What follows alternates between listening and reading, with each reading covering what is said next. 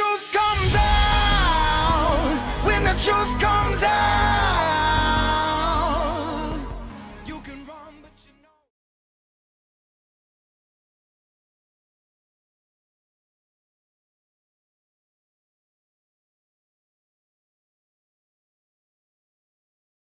Jackie Singh, a prominent cybersecurity expert who spearheaded the Biden 2020 campaign's cybersecurity efforts, addressed a critical letter to President Joe Biden and Vice President Kamala Harris on November 25, 2024. In this letter, she raised urgent concerns about the integrity of the 2024 presidential election, highlighting several alarming issues. Singh reported that polling places across the nation received bomb threats traced back to foreign sources. These threats significantly disrupted the voting process and posed a severe challenge to election security. Unauthorized access to voting software was detected, raising serious concerns about the vulnerability of the nation's election infrastructure.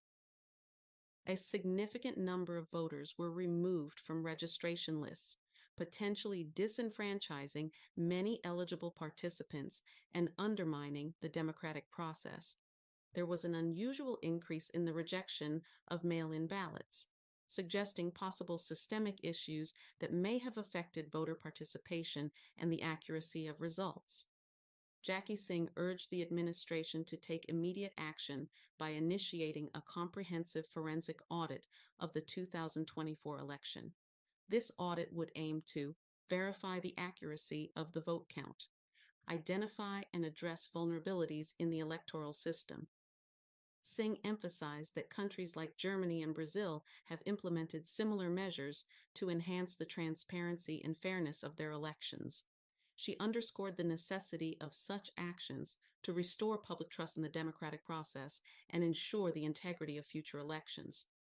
Separately, growing concerns have emerged around the activities of Vladislav Artem Klushin, a convicted hacker linked to Kremlin operations who has been implicated in efforts to influence U.S. policy and electoral systems. Following his release in a prisoner swap in August 2024, Klyushin has engaged in a coordinated strategy targeting U.S. institutions with the assistance of domestic and international actors, demonstrated connections to the GRU and Putin's Federal Protective Service FSO, enabling both cyber and information warfare capabilities. Actively utilize social media platforms, including interactions with high-profile figures, to promote disinformation and influence operations. Key findings on Klushin's activities. Operational connections, direct links to GRU, Operative Yermakov, and other Kremlin influence networks. Influence strategies. Proven ability to predict and potentially steer U.S. policy decisions.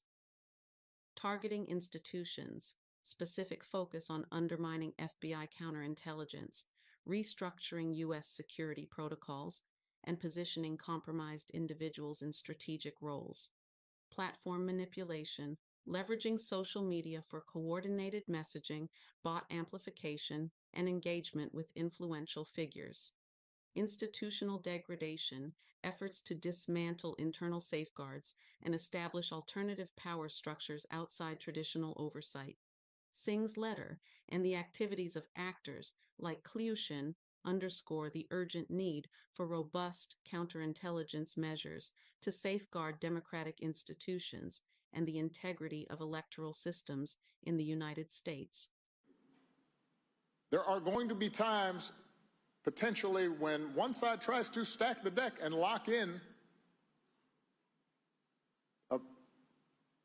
a permanent grip on power, either by actively suppressing votes or politicizing the armed forces or using the judiciary, the criminal justice system to go after opponents. And in those circumstances, pluralism does not call for us to just stand back and say, well, I'm not sure that's okay.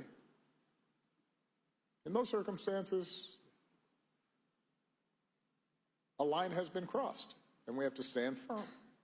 Fox, if you're in San Diego, I'm the last one. Go get you out of here. So Those are always the most dangerous. I'm going to change the subject a little bit. See, I want that's your where thoughts. I knew it, brother. I want your thoughts on what happened a month ago today. What went wrong? How did Democrats get shown the door so badly? What would you have done differently that perhaps Ms. Harris or Mr. Walz did not do? I appreciate Word to the wise. The FBI cannot get involved until after the results are certified. Here's your proof. We have a process for a reason. And this might be why the Dems, the blue team, is very quiet and they're waiting. If we're expecting an audit or some kind of a redo of a count or an investigation, it most likely won't happen until after everything is certified. Thanks for watching. It has to be that way. Otherwise, we end up sounding like DJT. And we're better than that.